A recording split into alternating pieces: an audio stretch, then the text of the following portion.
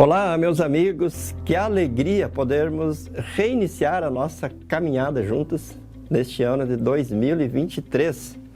Fizemos aí um período de intervalo, período de férias, agora estamos recomeçando os nossos encontros semanais aqui nesse espaço, na Rádio Cristo para Todos, no nosso canal no YouTube, na nossa página no Facebook. Estamos recomeçando a nossa caminhada juntos, no nosso programa Caminhando Juntos. Eu sou o pastor Geraldo Valmir Schiller, presidente da Igreja Evangélica Luterana do Brasil, que tenho o privilégio de ocupar esse espaço aqui e dialogar com você todas as semanas. Um abraço muito especial para você que nos acompanha aqui no Brasil, você que nos acompanha no exterior, você que nos acompanha no domingo, quando esse programa é transmitido, e você que depois também nos acompanha aí, quando a nossa live fica à disposição, é compartilhada com você. Aliás, quero deixar um incentivo que você curta a nossa live e que você também compartilhe nos seus grupos, nas redes sociais, a nossa live, para que essa mensagem chegue a mais pessoas. Para esse programa especial, o primeiro de 2023, eu escolhi um texto especial e um tema especial que eu quero compartilhar com você. Trata-se do Salmo 121, que é um dos salmos mais lindos. Toda a Escritura Sagrada é maravilhosa, mas o Salmo 121 ele se destaca, porque tem uma mensagem muito bonita.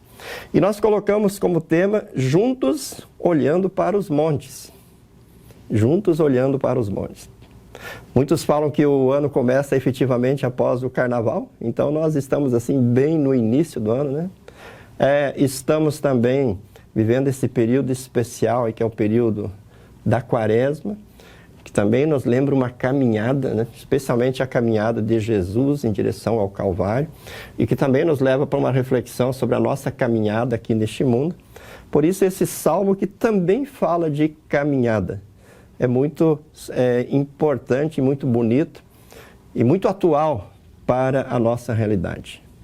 O Salmo 121 ele faz parte de um bloco de salmos aí que tem o título inspirado, né, no texto inspirado, Cântico de Romagem. Nós vemos esse título aí desde o Salmo 120 até o Salmo 133.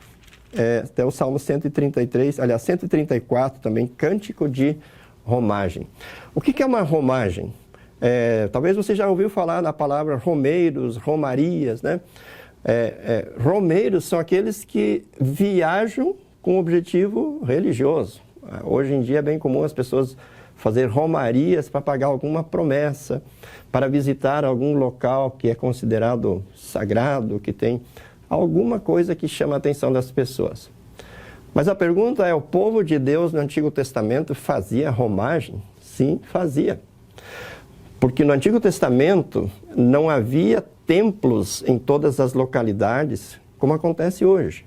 Hoje, em qualquer vila, em qualquer lugar, em qualquer distrito, em qualquer cidade, nós encontramos templos cristãos onde as pessoas congregam, onde as pessoas se reúnem. No Antigo Testamento, havia apenas um templo. Aliás, antes de Davi, existia apenas um tabernáculo, uma tenda, para onde as pessoas iam. E Davi, então, construiu o templo em Jerusalém, e a partir dali as pessoas se deslocavam para Jerusalém.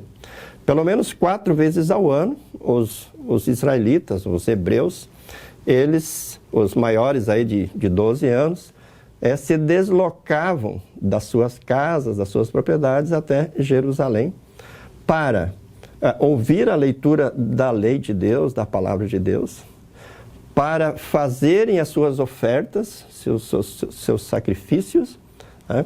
E para adorar a Deus, para glorificar a Deus.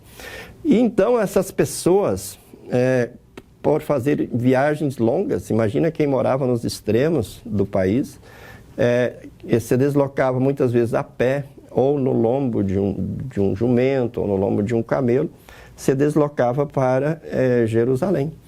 Eram viagens longas, viagens cansativas e viagens perigosas, porque as pessoas poderiam sofrer algum assalto, poderiam ser atacados por algum animal, por alguma fera selvagem, poderiam contrair alguma doença, alguma enfermidade durante essa viagem. Não havia condições de se hospedarem em hotéis, hospedarias. Então, eles se acampavam ali mesmo, na estrada, onde anoitecia. Então, por conta de todas essas dificuldades, eles decidiam fazer as viagens em caravanas. Eles combinavam numa determinada região do país o dia e o horário da saída, e eles iam, então, em caravanas para Jerusalém. E enquanto eles iam, e também enquanto eles retornavam, e certamente no período que eles estavam em Jerusalém, eles cantavam. Numa parte do tempo eles cantavam, eles adoravam a Deus. E aí entram os cânticos de romagem.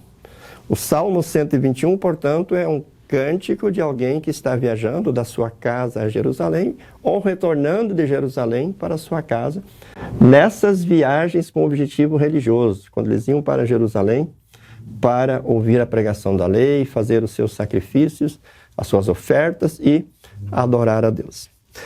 Por isso é muito importante nós termos esse pano de fundo para entendermos o Salmo 121. Ele é cantado por alguém que está viajando, por um grupo de pessoas que está indo para Jerusalém ou retornando para suas casas. E o que se diz aqui no Salmo 121? Eleva os olhos para os montes. Eles caminhavam por regiões muito montanhosas e eles olhavam para os montes cercados de perigos, de ameaças, como eu já citei há pouco. E a pergunta que inevitavelmente vinha para essas pessoas era: de onde me virá o socorro? Quem vai me proteger?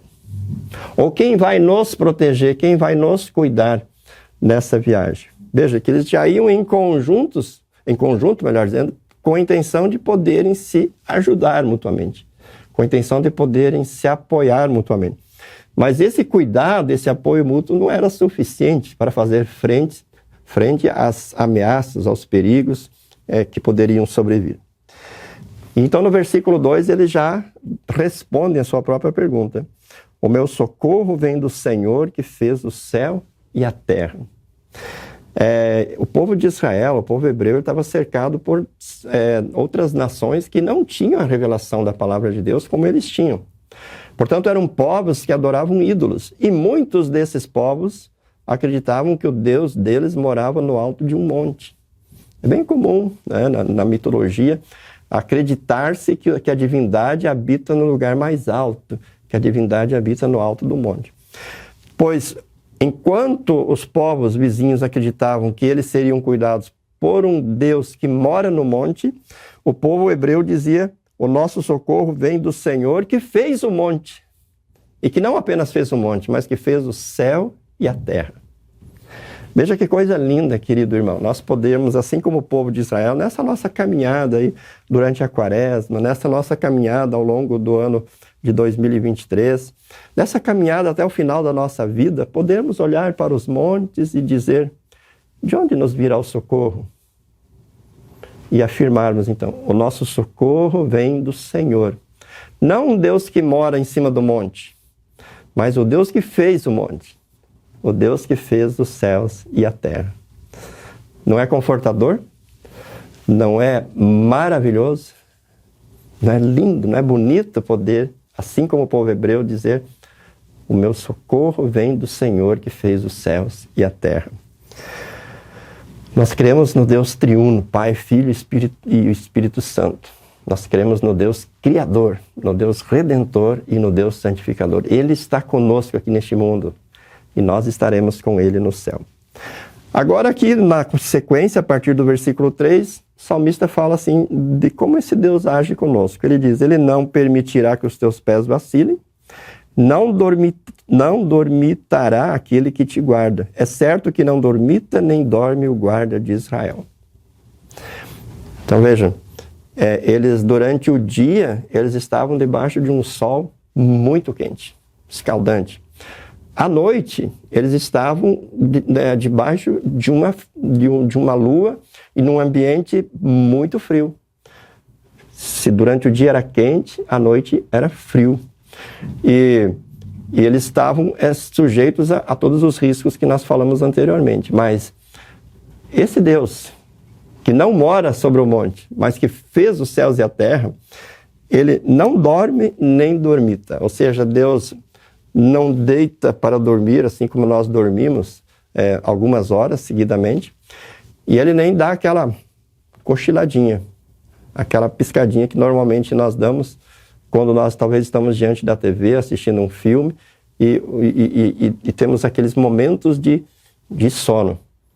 Deus sempre está atento, Deus sempre está vendo, está ouvindo o que está acontecendo conosco. Portanto, o cuidado de Deus para conosco é um cuidado permanente, 24 horas por dia, 365 dias e 6 horas por ano.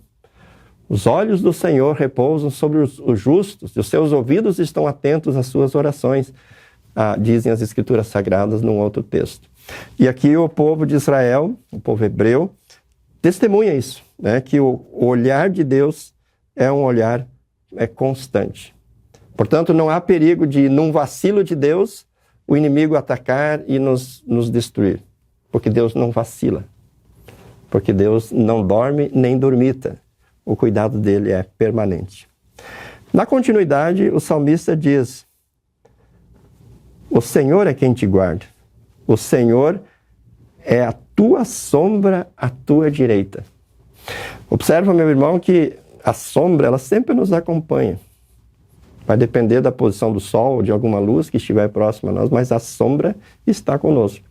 E exatamente essa figura que é usada aqui para dizer que Deus não se afasta de nós.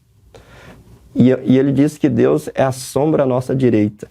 A palavra direita desta sempre é uma referência messiânica, que aponta para o Salvador Jesus. Por isso, até no credo apostólico, nós confessamos que Jesus subiu aos céus e está à direita de Deus. A destra, a direita, ela então é uma referência ao Filho, a segunda pessoa da Santíssima Trindade. E quando diz que ele é uma sombra à nossa direita, significa que Deus se faz presente em nossa vida através do Filho. O Emanuel, o Deus conosco, o Deus que se encarnou, se fez um de nós e está conosco, que prometeu, lá no finalzinho do Evangelho de Mateus, dizendo: eis que estou convosco todos os dias até a consumação dos séculos. Ele está conosco na palavra, ele está conosco no batismo, ele está conosco na Santa Ceia. Ele nos acompanha. Na Santa Ceia até ele permite que nós comamos e bebamos o seu corpo. E ele não apenas está entre nós, mas passa a estar em nós e nos acompanha na nossa caminhada. E é por isso que o povo dizia que ele se sentia seguro, porque Deus estava com ele. E hoje nós, então, pela fé em Cristo Jesus, nós temos a certeza que Deus em Cristo está conosco. E Deus em Cristo nos aceita como seus filhos. E Deus em Cristo nos declara herdeiros da vida eterna. Portanto, podemos caminhar tranquilos, na certeza de que Deus está conosco aqui no mundo e de que nós estaremos com Deus na eternidade. Na continuidade diz assim: de dia não te molestará o sol, nem de noite a lua. Ora, se Deus está conosco, nem o sol quente do dia, nem a friagem da noite vai ser uma ameaça. Porque Deus está conosco. Porque Deus nos guarda, Deus nos protege, Deus nos ampara. Ele é o nosso socorro, conforme diz no versículo 1. De onde vem o socorro? Desse Deus que nos guarda de dia e de noite. Isso acontece hoje, né? Durante o dia parece que a gente fica um pouco mais atento, porque a gente acha que é a gente que vai resolver tudo. É bem verdade que nós temos que ser cautelosos, cuidadosos, faz parte de uma boa mordomia do corpo, uma boa mordomia da vida. Mas quando a gente deita, parece que a gente fica totalmente entregue. A gente pode fechar a porta, a gente pode trancar a casa, a gente pode tomar medidas de segurança, mas a gente está dormindo, a gente não está percebendo o que está acontecendo à nossa volta. Ou seja, estejamos nós acordados ou estejamos nós dormindo, diz aqui, o Senhor vai nos cuidar. Nem de dia o sol vai nos molestar, nem de noite a lua. É um cuidado de dia e de noite, como eu já disse anteriormente, um cuidado constante. No versículo 6 diz, aliás, 7, o Senhor te guardará de todo mal, guardará a tua alma. O Senhor te guardará de todo mal. Numa das explicações do Pai Nosso, somos lembrados que, das petições do Pai Nosso, mas livra-nos do mal, né? Nós somos lembrados que Deus nos livra dos males que afetam o nosso corpo, a nossa alma, os nossos bens e a nossa honra. Então, esse Deus nos livra de todos os males que possam afetar o nosso corpo, a nossa alma, os nossos bens e a nossa honra. Ou seja, nele nós estamos guardados, nele nós estamos cuidados, nele nós estamos protegidos nessa caminhada ao longo da vida. Aí o versículo 8, na minha modesta opinião, é o mais bonito, porque ele diz assim: o Senhor guardará a tua saída e a tua entrada, desde agora e para sempre. Confesso que por muitos anos eu não entendi esse versículo. Eu não entendi o que significa guardar a saída e a entrada. Mas se nós entendermos que é um cântico de romagem, nós vamos entender o significado. A saída significa: o Senhor vai cuidar de você desde que você tirar o seu pé de casa, desde o primeiro passo, quando você sair da sua casa, durante toda a ida a Jerusalém, durante o período da estada em Jerusalém, e vai guardar até a entrada, até retornar para dentro de casa. Essa era a ideia original do Salmo. Um cuidado durante toda a jornada. Mas ele tem um significado bem mais profundo. Se a gente olhar todo o contexto bíblico, nós vamos perceber que Deus nos guarda desde a saída, ou seja, desde a nossa concepção, desde a nossa formação lá no ventre materno. O Salmo 139 mostra isso com muita clareza, como nós somos tecidos no interior da nossa mãe pela mão de Deus, ou seja, Deus está nos cuidando, Deus está nos criando. Nós somos produto da mão de Deus. E cada um de nós é uma peça única, porque Deus não cria no atacado, Deus não cria em grande escala. Mas o verbo tecer ali significa que Deus cria cada um com a sua própria mão. E cada pessoa é única, é diferente de todas as outras. E então, desde a saída significa desde o momento em que Deus nos cria no ventre de nossa mãe, desde o momento em que Deus nos coloca no mundo, e Deus nos acompanha nessa nossa caminhada até a entrada. Ou seja, até o momento em que nós vamos estar com Ele no seu reino glorioso nos céus. Podemos dizer que aqui está se afirmando que Deus nos cuida desde o começo da nossa vida, aqui neste mundo, até o fim. Desde que nós somos colocados no mundo, até o momento em que Ele vai nos levar para junto de si no céu. Então vejam, queridos irmãos, que salmo confortador. Que mensagem linda tem esse Salmo 121. Eu queria deixar essa mensagem para você, que agora nesse mês de março aí começa a olhar com muita convicção para o restante desse ano, para os desafios, para as tentações, para as provações, olhando para toda essa dificuldade que a gente vê no mundo, né, com terremotos, com rumores de guerra, com fome, com esses movimentos de pessoas migrando ou fugindo dos seus países, refugiados, né? A insegurança política que se encontra no nosso país e em vários lugares do mundo, né? Com tantas dificuldades que às vezes a gente poderia enumerar, não importa, o povo tinha dificuldades aqui, e muitas. Havia muitas ameaças, como nós hoje constantemente somos ameaçados. Mas assim como o povo de Israel, nós somos o povo de Deus. E o Deus do povo de Israel é o nosso Deus. E nós também podemos contar com esse amparo, com essa proteção, com essa segurança que Deus nos oferece em Cristo Jesus. Portanto, leia mais uma vez esse texto, reflita sobre esse texto, aproprie-se do conforto que essa palavra oferece para você e para sua família, e assim caminhe com todo o povo de Deus em segurança, com alegria, com entusiasmo, em direção à terra prometida. Um forte abraço para você, forte abraço para sua família. Se o bondoso Deus permitir, nós encontraremos aqui novamente na próxima semana. Fiquem todos com Jesus. Tchau, tchau.